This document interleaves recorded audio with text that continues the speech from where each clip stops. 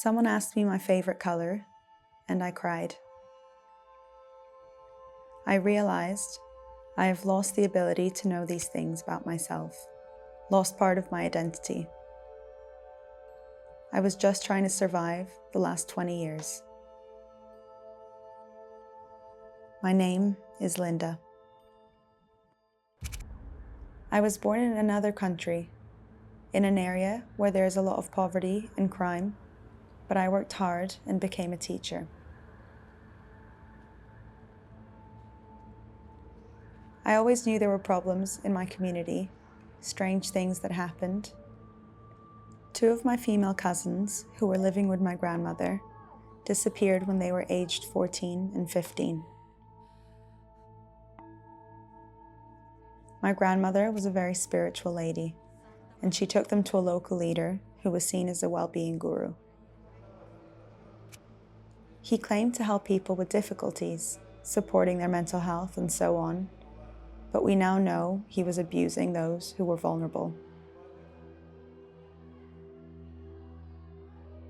He told my grandmother that he could get good work for my cousins in another country, and everyone trusted him and respected him, so she agreed. We now know that they were trafficked and sold to other men and are probably dead. At this time, I was working in a local school in the slum. There too, bad things were happening and children and women were disappearing. From the things the children told me and from reading their schoolwork, I came to realize how bad things were in my community. Sometimes, cars would come to the school gates in the morning, take groups of young girls as young as 11, and bring them back at the end of the school day. And I thought to myself, I have to do something about this.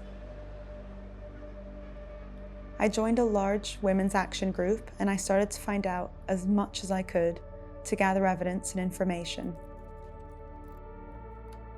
We realized that many were involved, including police and local business leaders, but it all went back to this well-being guru who had taken my cousins. We found out that girls, like my cousins, were being trafficked for exploitation or marriage all over the world. We decided to go public with our evidence to expose him and his abuse of children and young women, and this is when the threats and the torture started. Things got very bad. Chaos was created to divert attention away from the abuse, young people killing each other. Relatives of the children involved were murdered. In 1 year alone, 32 of my students died.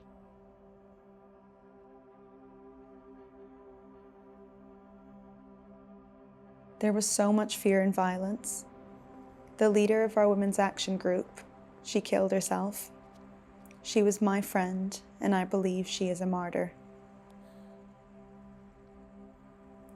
I was being attacked in the street, tortured by police. My family was threatened, so I went on the run. I thought it was safer for them as well as me, but they found me. Whichever state I went to, for years I ran.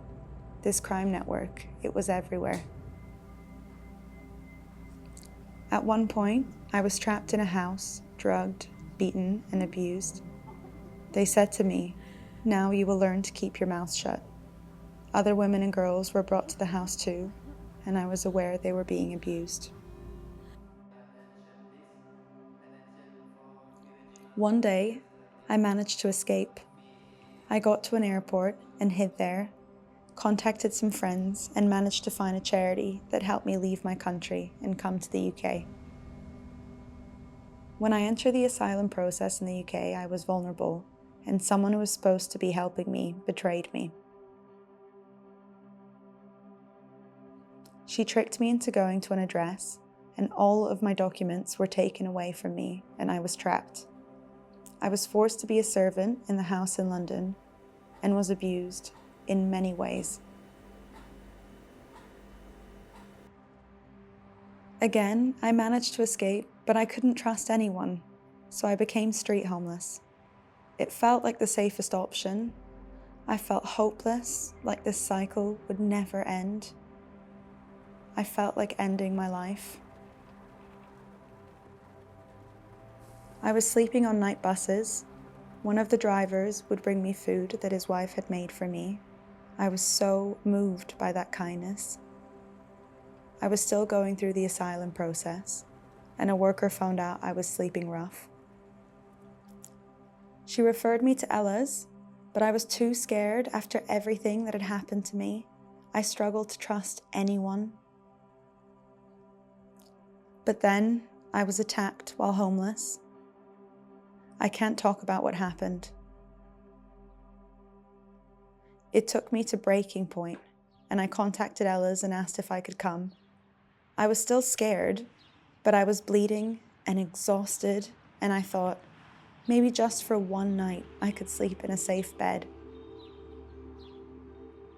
When I arrived at Ella's safe house, it was so beautiful and so welcoming. When I walked into my room, I just burst into tears. I was thanking God for days and days after.